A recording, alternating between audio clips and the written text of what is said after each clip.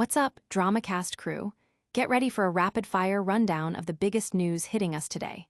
First up, we're talking about the explosive debate ignited by the assassination of Charlie Kirk and whether the political right is now fully embracing cancel culture after demanding firings for celebratory posts. Is this a major shift in political strategy or just hypocrisy in action? We're breaking it all down. Next, we're diving into the aftermath of Charlie Kirk's death and a powerful argument from Reason editors urging us to reject cancel culture in his honor. They're exploring the role of social media, the history of political violence, and the fine line between free speech and consequences. This one gets deep into the why behind the chaos. Then, we've got Sam Stein and Andrew Egger dissecting the online firestorm following Charlie Kirk's assassination. They're looking at everything from Stephen Miller's calls for government crackdowns to the rise of right-wing cancel culture and Kari, Lake's wild blame shifting. What does this all reveal about how America handles tragedy in the era of toxic social media? And finally, we're tackling the big question. Are conservatives now actively engaging in cancel culture? We'll hear from multiple perspectives, including those who see progressive cries of cancel culture as overblown and others who detail the personal cost of online fallout. Plus, we'll unpack a controversial take on free speech and consequences after the Charlie Kirk assassination. Stick around, because you won't want to miss this breakdown. Make sure you're subscribed and hit that notification bell. Conservatives now embracing cancel culture. The shocking fallout from Charlie Kirk's assassination is sparking a fierce debate. Following the tragic assassination of Republican activist Charlie Kirk, a wave of conservative outrage has led to the firing and suspension of at least 15 individuals who posted celebratory messages online. This has ignited a firestorm over free speech and whether the political right, once a vocal critic of cancel culture, is now wielding it as a weapon. Kirk, a prominent supporter of Donald Trump, known for organizing young Republican voters, was fatally shot during a speech in Utah.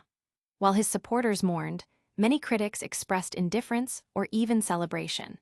In response, conservatives have called for businesses to terminate employees who posted offensive content. Influencers and organizations have actively sought to identify and report individuals, leading to dismissals from companies like MSNBC and public schools.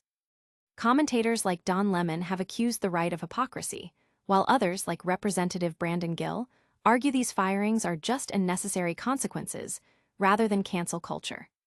Experts weigh in, noting that while private companies may have legal leeway, the scale of these actions could chill free speech and set a dangerous precedent. The debate intensifies with contrasting views on whether the right's actions align with or diverge from the left's past cancel culture tactics. This heated debate is far from over, and the implications for free speech are massive. But before we dive deeper, get ready for a different perspective on honoring Charlie Kirk's memory. Honor Charlie Kirk, reject cancel culture, a call for reason amidst the online chaos. In the wake of Charlie Kirk's assassination, a panel of Reason editors offers a nuanced perspective, urging a rejection of cancel culture and a focus on the roots of political violence. They question whether online reactions are amplifying fear over clarity and critique attempts to blame social media platforms, contrasting them with arguments for individual responsibility. The discussion delves into how tragedies are quickly absorbed into existing political narratives and the risks of broad regulation that could undermine civil liberties. A significant portion of the conversation focuses on the attempts to punish speech, including proposals to fire public university employees and revoke licenses for offensive remarks about Kirk's death. The editors explore the historical context of political violence in the U.S. and the potential dangers of escalating censorship, even in response to abhorrent speech. The panel highlights articles that dissect the role of social media, the standards for vicious speech, and the meaning behind the assassin's messages, all while emphasizing a path forward that upholds civil liberties. The conversation also includes a brief, lighter detour into the panelists' favorite books and weekly cultural recommendations. This deep dive into reason and responsibility sets the stage for understanding the online fallout. But what happens when that fallout involves government crackdowns and bizarre blame shifting? Online fallout from Charlie Kirk's assassination, Stephen Miller's threats, right-wing cancel culture, and Kari Lake's blame shifting.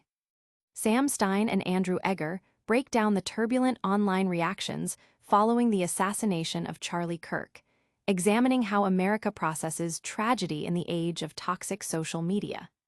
The discussion highlights extreme reactions and the complex interplay between political figures, online discourse, and public response. The analysis dives into controversial statements and actions by prominent figures, including Stephen Miller's alleged threats of government crackdowns and Kari Lake's unusual attempts to shift blame. They scrutinize the rise of right-wing cancel culture in the wake of Kirk's death, questioning the consistency and motivations behind these actions. The conversation also touches upon the broader implications of online rhetoric and its potential to influence public perception and policy, especially in the context of political violence. This segment explores the dark side of social media's role in shaping public opinion during sensitive times, questioning whether the current environment fosters constructive dialogue or further polarization.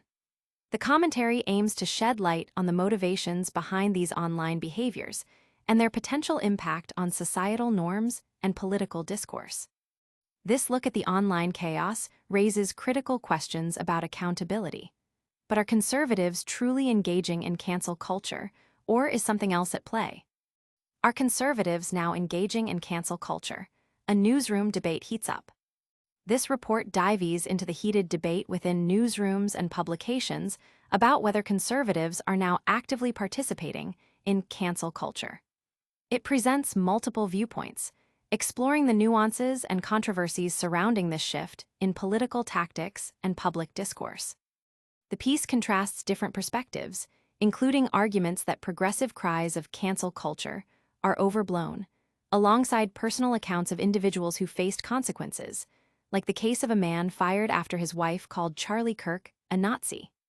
It also revisits the author's own public cancellation experience at the New York Times, offering a personal lens on the dynamics of public shaming and professional repercussions.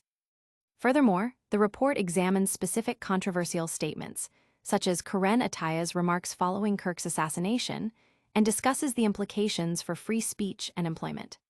The core of the discussion revolves around defining cancel culture and whether the actions attributed to conservatives align with or diverge from its established characteristics, particularly in the context of Charlie Kirk's death and its aftermath.